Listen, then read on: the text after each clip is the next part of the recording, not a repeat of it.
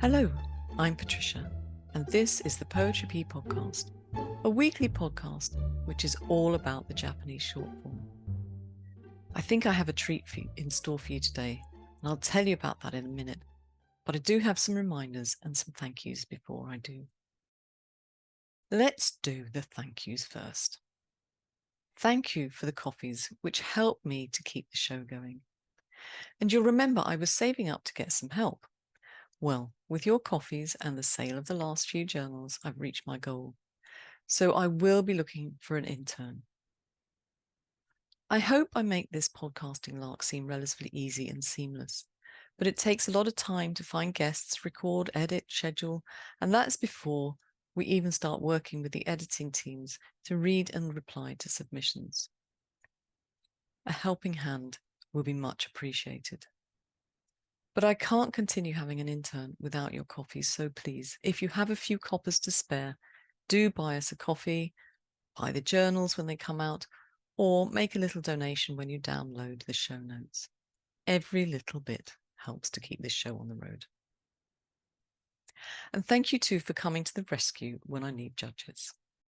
I think I should be good till the end of the year now, and you'll hear some new voices bringing you thoughts on our beloved short form poetry. I'm quite excited.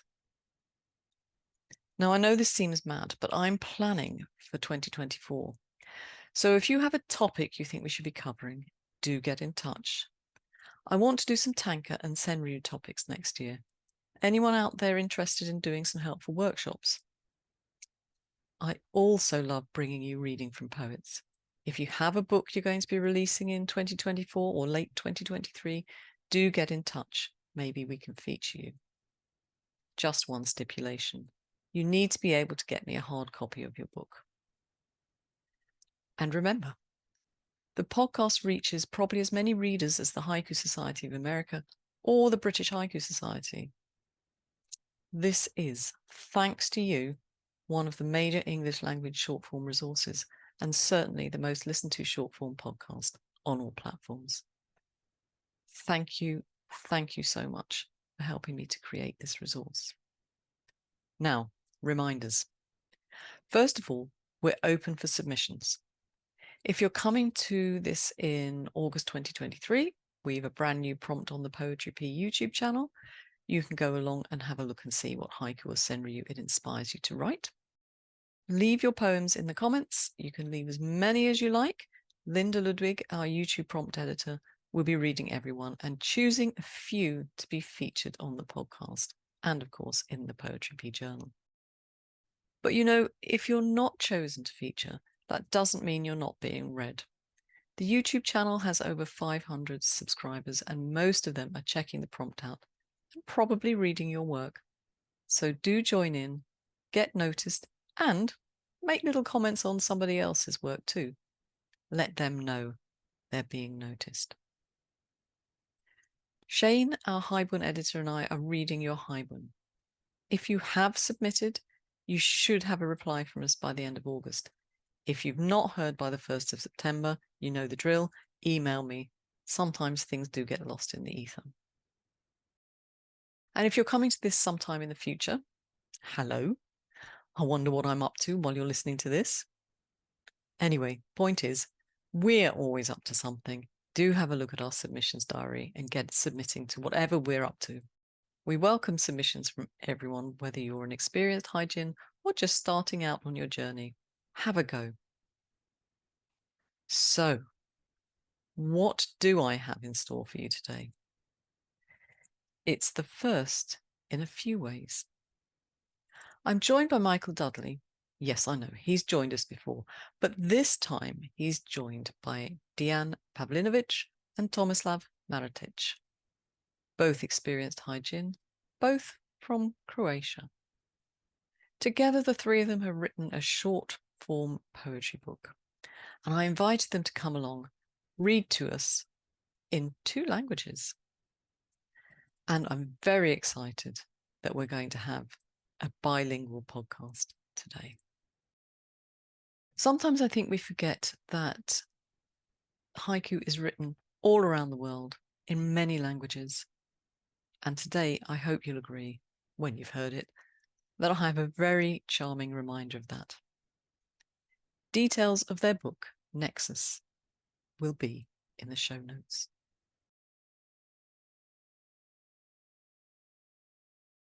I'd like to welcome Canadian haiku writer and essayist Michael Dudley back to the podcast.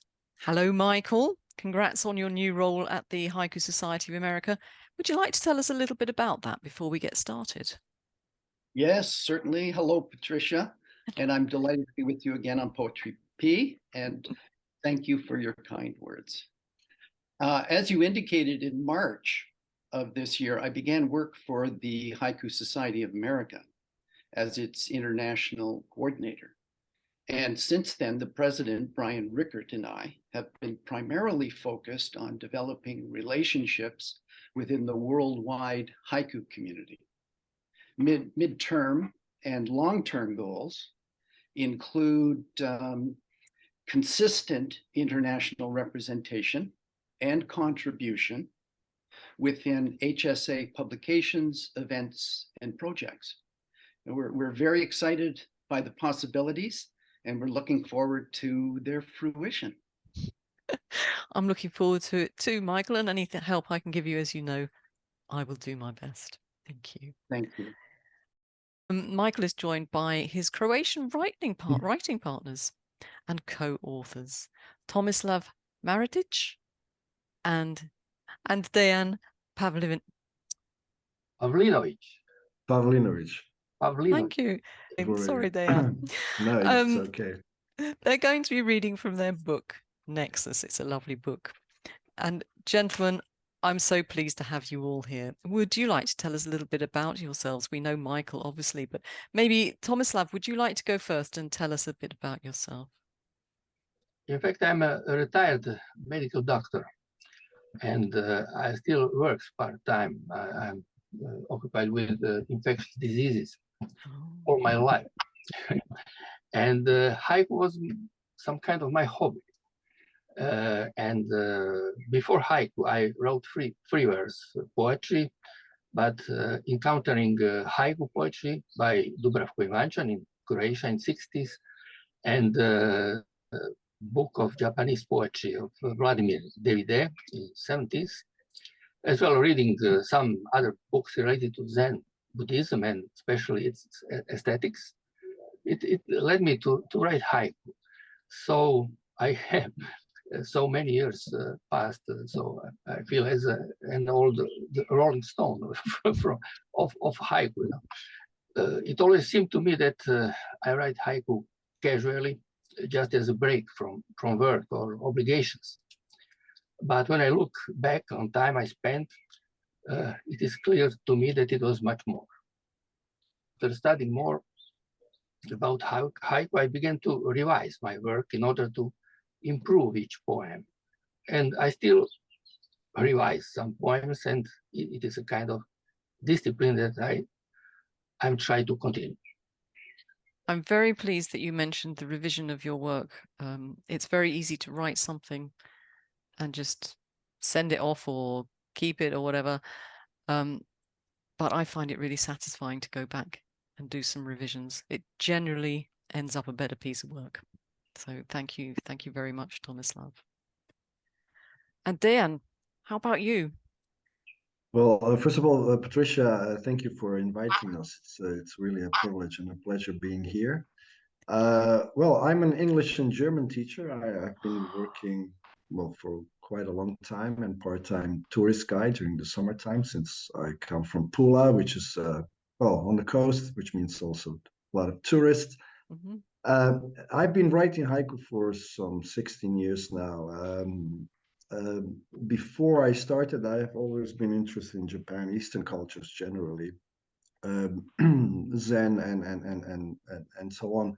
And then at one point there was a haiku workshop in our school in Gymnasia Pula, since Pula was a partner town with a Japanese town of Hakina, and a prominent Japanese haiku poet was visiting them, and he held a workshop, Shokan Tadashi Kondo.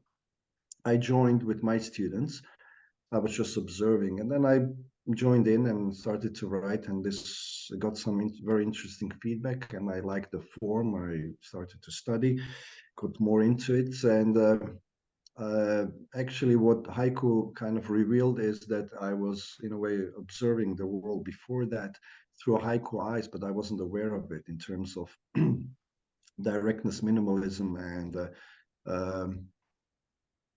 in a way, since I was also into photography, there was a lot of there were a lot of similar observations, let's say. And since then, I'm hooked, and I can't get rid of it, and I'm really happy for it. Yes, and I have to add that I also do workshops in my school with my students, with every generation that and it's quite interesting to see, especially in this digital world, how uh, they get detoxicated. So first, you have to go through the process of detoxification, which means getting removing the digital, the gadget and everything else, and then slowing down the rhythm, the biorhythm, and then they start noticing things because they are only squared and swipe. What I would like to add is that the haiku for me has a very important pedagogical kind of element as well, at least from my perspective, from my experience. It's very interesting that you should say you you teach German. Do you use haiku in your German classes? To be honest, I've been teaching. I started with German, so I've been teaching only English since the last 20 years. Oh, But okay. and sometimes I teach as a substitute teacher, but predominantly English is my main subject of of teaching in school. No, I just wondered. I find it very difficult to write haiku in German. Yeah, I can Even, understand. Yes, yeah.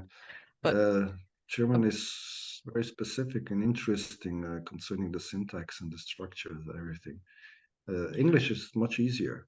yes, weirdly, because German is so logical. But there you go.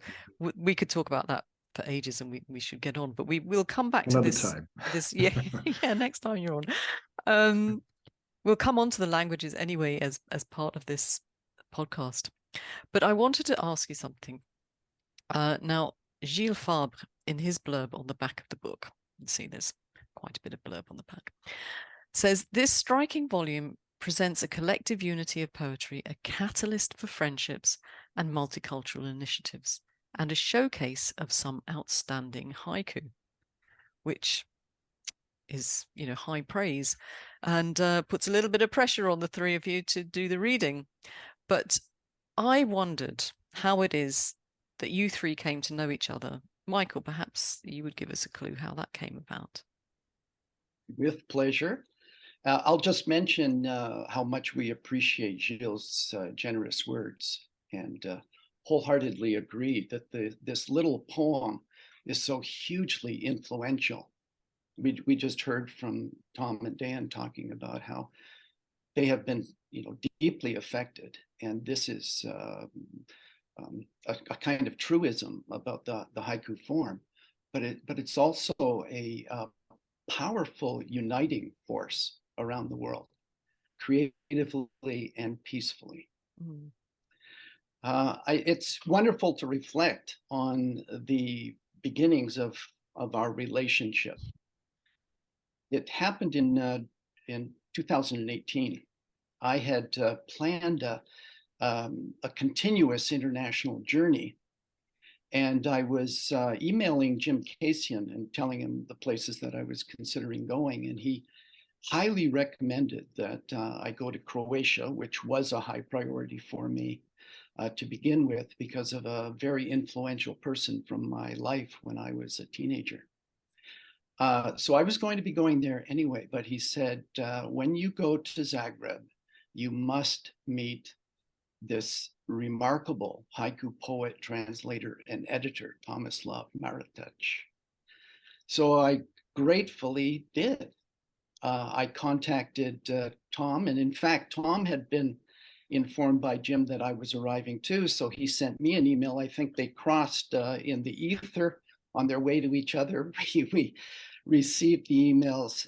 We did meet, and so gratefully so, very soon after my arrival in Zagreb.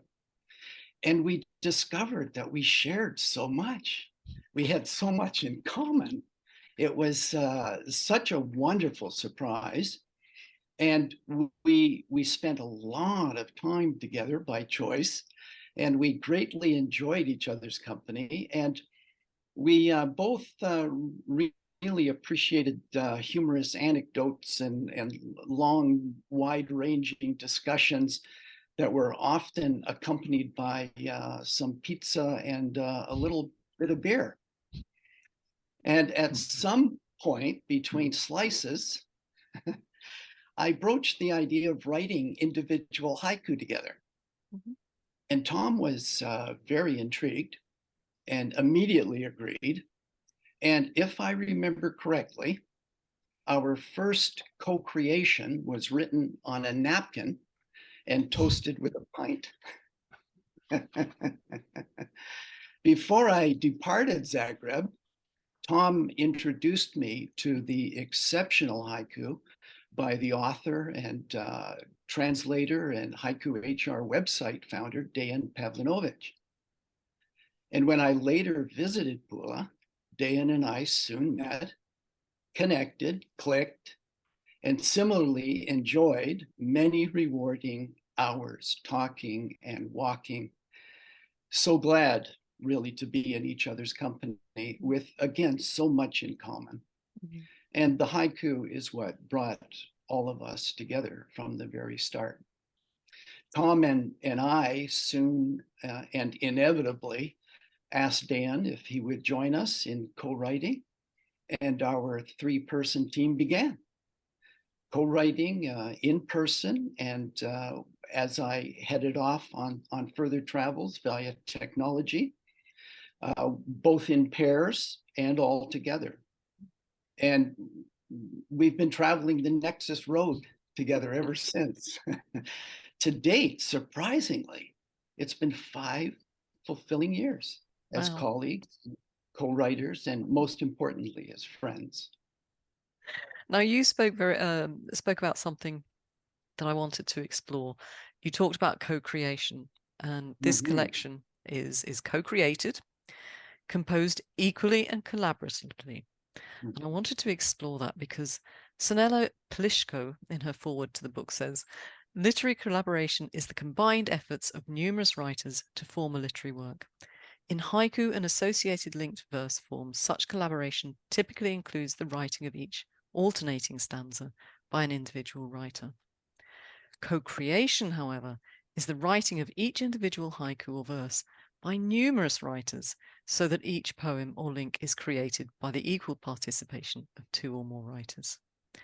Now, I can get my head around the collaboration.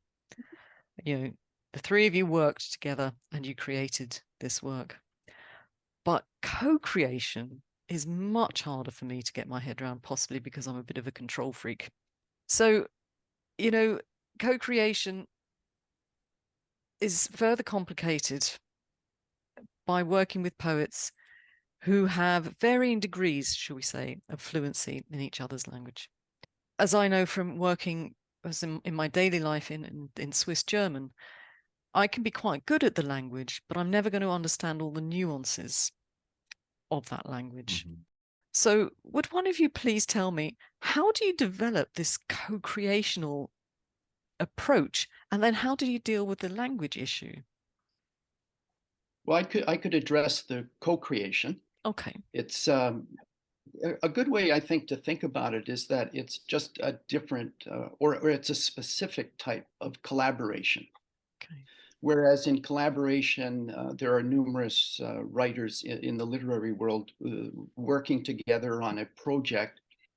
Often, each writer has a certain assignment or responsibility.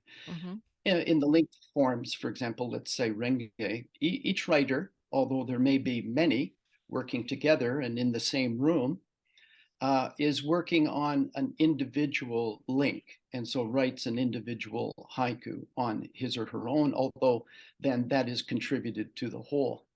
But Co-creation is the working together by two or more writers on a single link, or in this case, haiku.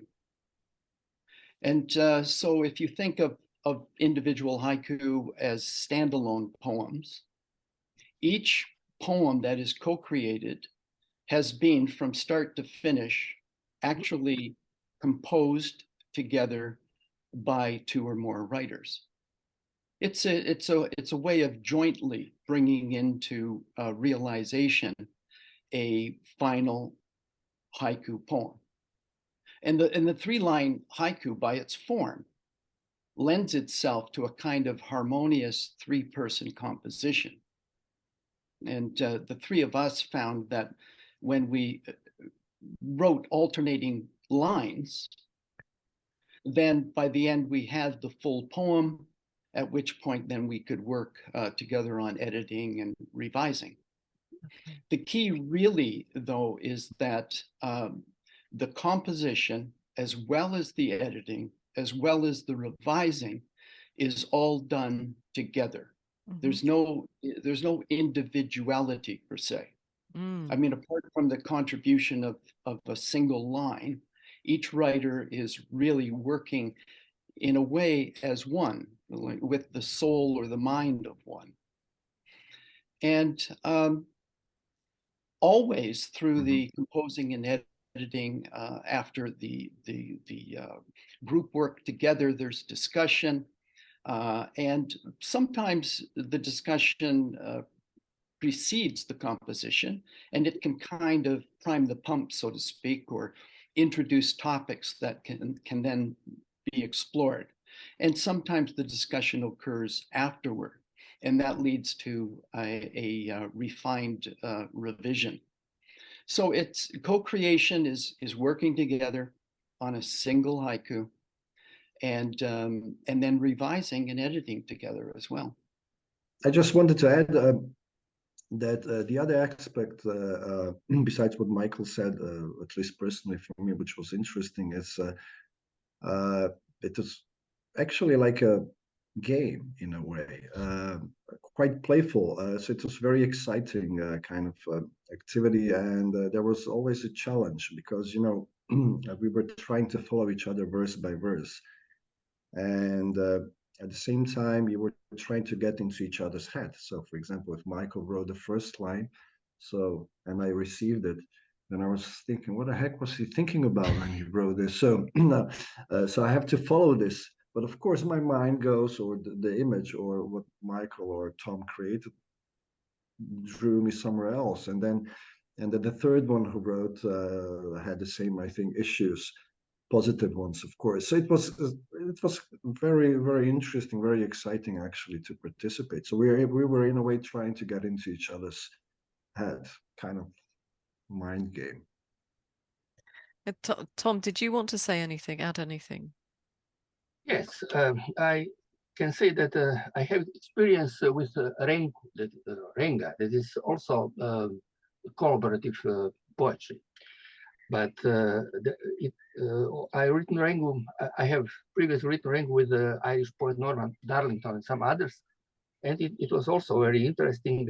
Always expecting some surprise. You don't know when where this river goes, and very often you expect one direction, and this river make a curve in another direction. So the surprising are something very interesting in this kind of game, of poetical game.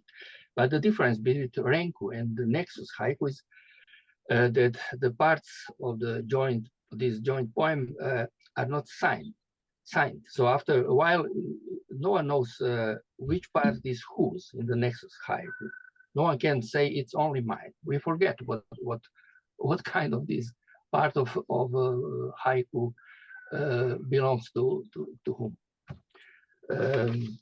I think it's not difficult to write for creation poetry with democratic and inclusive people.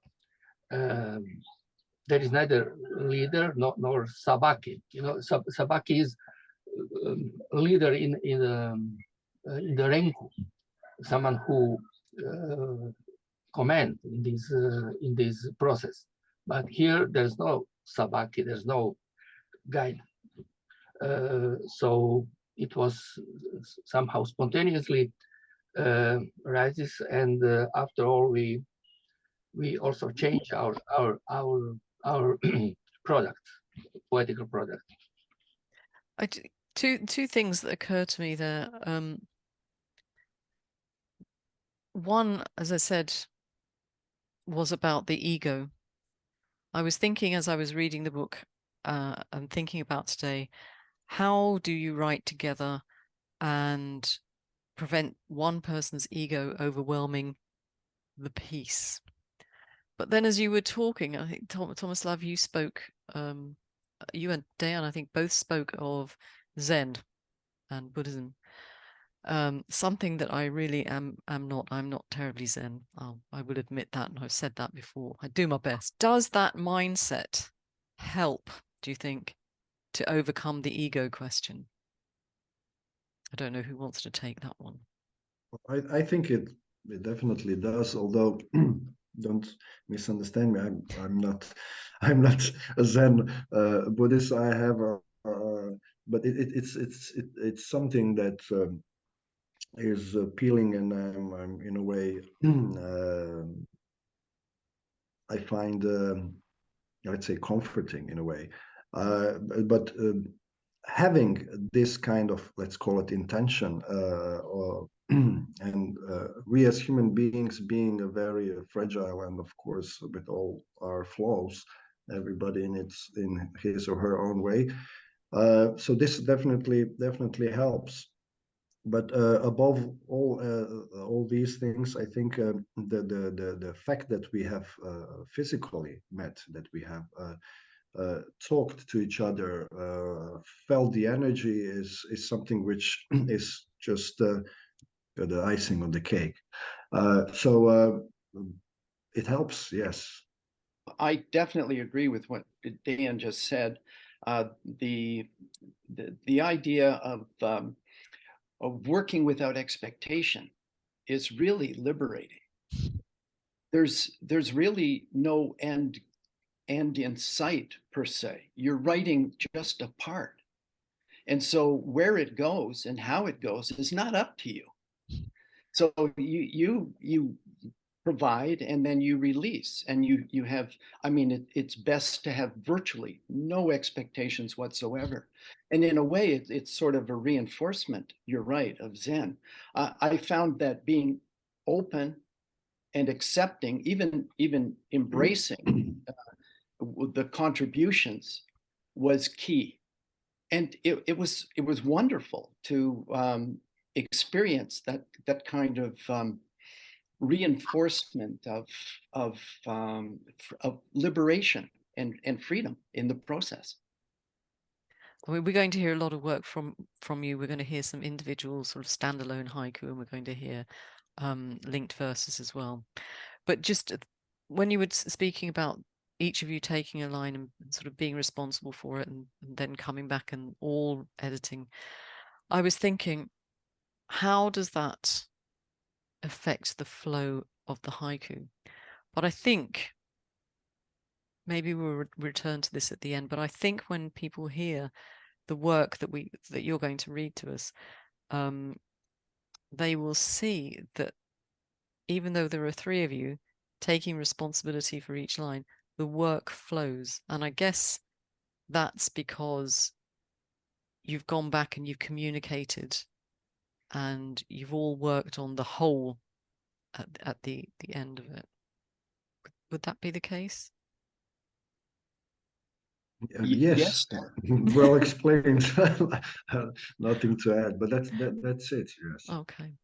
And if I may just add a little bit to this, the flow itself was one of the primary concerns in the editing and revising process. Where once we had, let's say, 3 lines of imagery, we had the content, we had a very strong sense of setting, place, circumstances.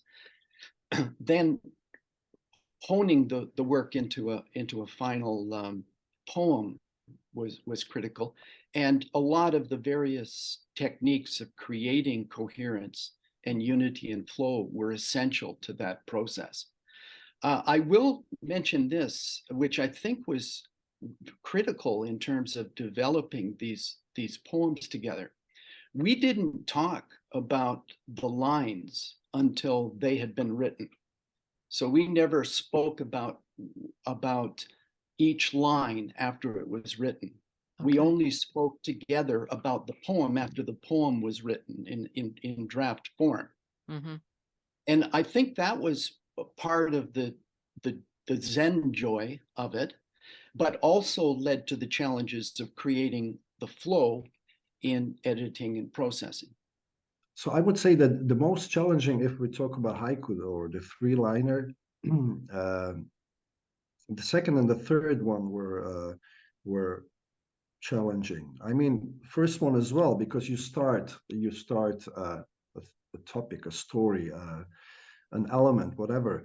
But the second and the third one in row, at least in my case, was very responsible one or turn to deal with, and that's why in my case it took a bit longer before I answered. So I'm the slower one in this case. I think it would absolutely terrify me to have to write the first verse when I'm writing with two other very accomplished poets. To be But Tom, I have a question for you. Sanella, that is, who wrote the foreword, suggests that by reading NEXUS, we will want to have this NEXUS experience with someone ourselves. So, Tom, would you recommend it? Did you enjoy this experience? Of course. You can sing as a solo singer, but also I like choir, so you can sing together. And one doesn't exclude the other. So I think I, of course, recommend this kind of poetry. I think you've already said, but just to clarify this, as you read through the book, you'll see that there is no named poet at the end of any of the verses. And that, I think, is because of the co-creational element. It has to be because of the co-creational element of the poetry, yes. Yes, our names are actually only mentioned in the table of content, just for reference, since we created some poems in pairs and parts also as in three, and this is the only reference where our names are, let's say, individually kind of mentioned or stressed. Because the whole intention, as we previously mentioned, was that all the three of us were actually one voice. Yeah. However, it may sound strange. It wasn't a very typical way of writing or creating, but we felt, and the intent. First of all, the intention, and in the end, also the feeling, and the end result, if I can mention the word, was actually a one voice. So yeah. So that was the reason. Tom, a question for you. I presume you co-wrote the English version. And if that's right, who then took responsibility for translation into the Croatian version? It was not so difficult. Of course, there is always, as you said, nuances between two languages. But we try to be close, such a close as possible. Of course, there are some differences in nuances, but these translations and original are almost identical in meaning, and or completely close. What is interesting, Croatian words are bigger than English words, as in Germany we don't have that. So And I expected that Croatian language, Croatian part of this book will be physically bigger than English one. But it's not true. You can see that it's somehow identical in this physical shape of haiku. And it seems to me that, in fact, they are almost identical in meaning without many differences.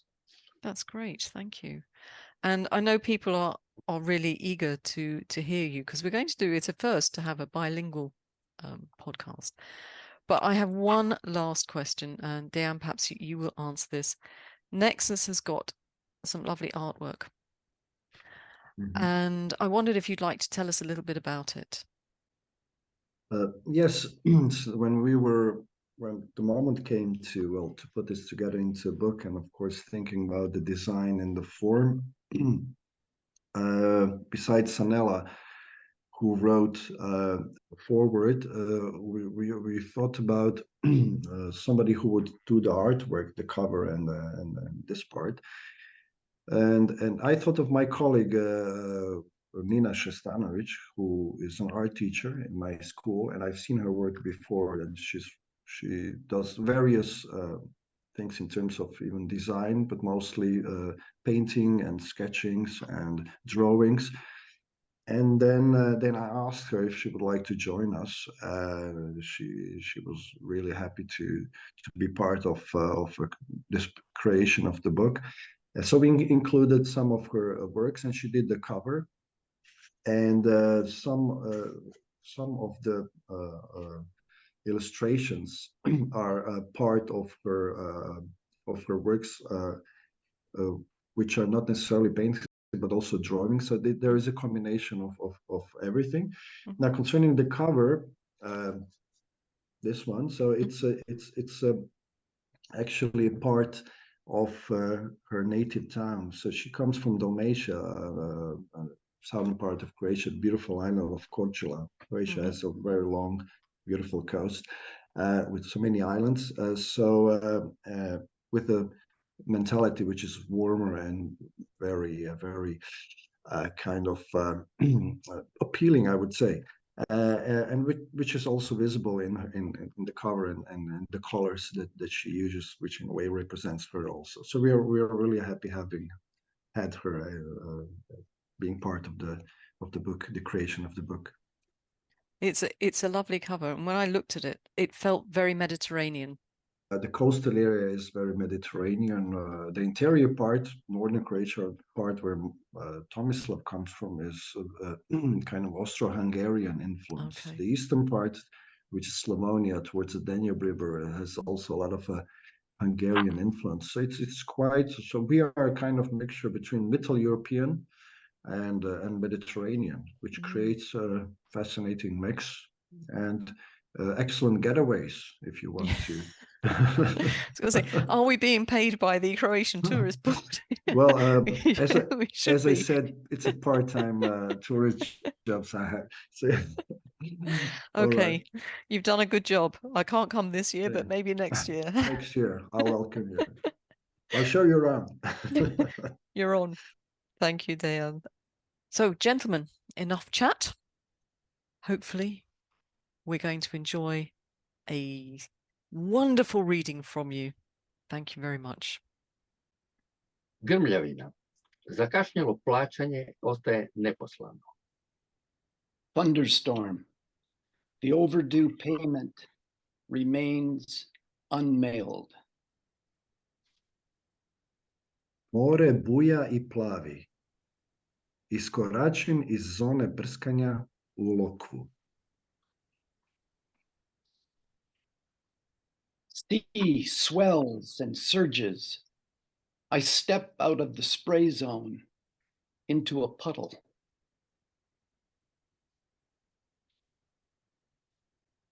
Alluvial waves sequence.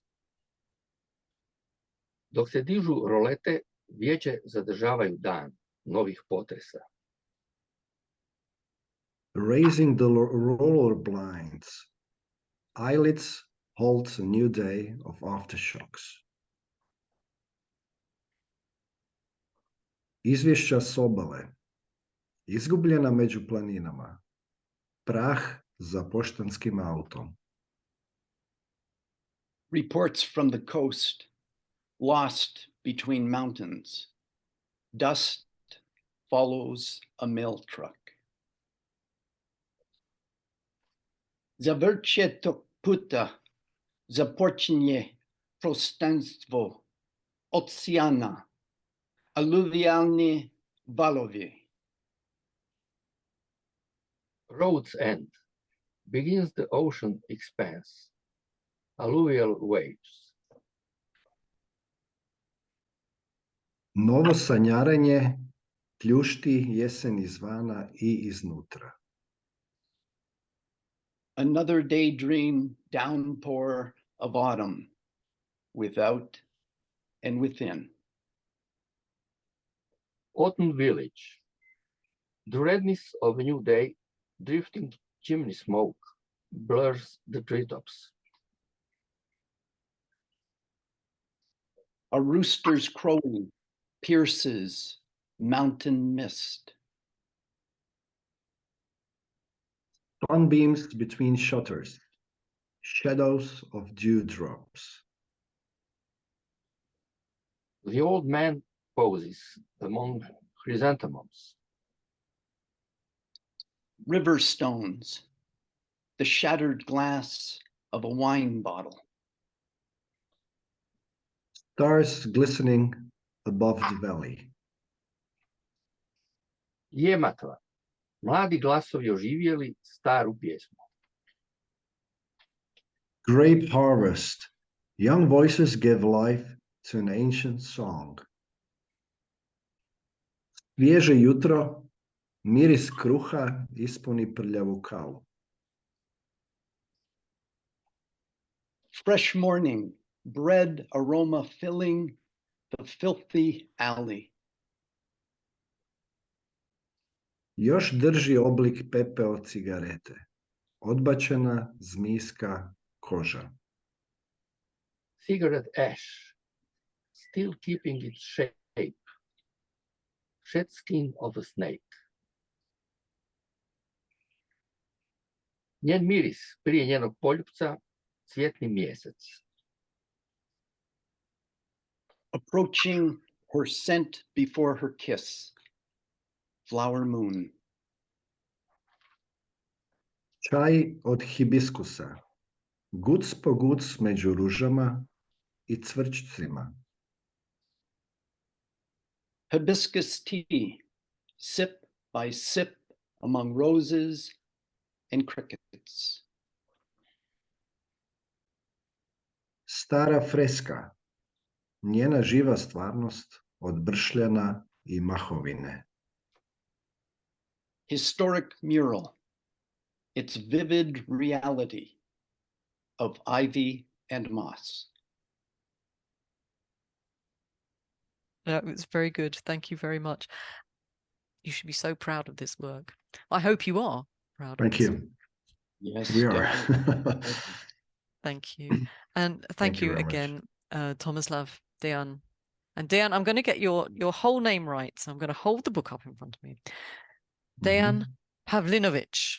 Have I got it? Exactly. Yay! Yeah, perfect. Tomislav, Dejan, Michael, thank you so much for coming along today and reading to us. It was a real treat for me. So tell me, have you got any ideas of coming back together as a threesome and doing some more work? We haven't stopped. We have just changed the shape or the media. Yes, we've changed the vessel. We're Okay. currently writing co-creative tanka together. Ooh. And we recently finished our 15th poem. Okay. So at some And- point you'll be back to read your tanka, your co-created tanka to us. Yeah, Oh, we we'd hope like so that. in about 3, 4, 5, 6, 7 years. We'll Don't leave see. it that long. Don't leave it that long to come No, back. I'm just kidding, just kidding.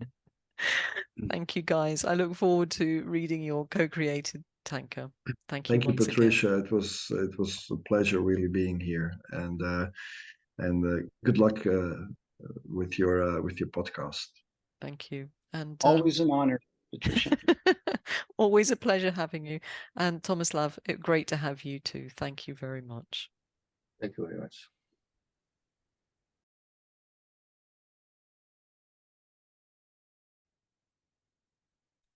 Thanks once again to Michael, Diane, and Tom. I do hope you could hear the fun we were having doing this for you. And don't forget to check out the show notes on the website. Details of how to get hold of their book, NEXUS, and some of the illustrations are on the website. They are definitely worth a look. You heard about them from Diane on the podcast. Thanks to you all for coming along and joining us today. Next time, I'm going to have a selection of original haiku and senryu for you. Do join me next week for another session of Poetry P. Love to everyone. Until we meet again, keep writing. And if you think I've left something out of the show notes, do email me and I'll do my best to fix it. Ciao.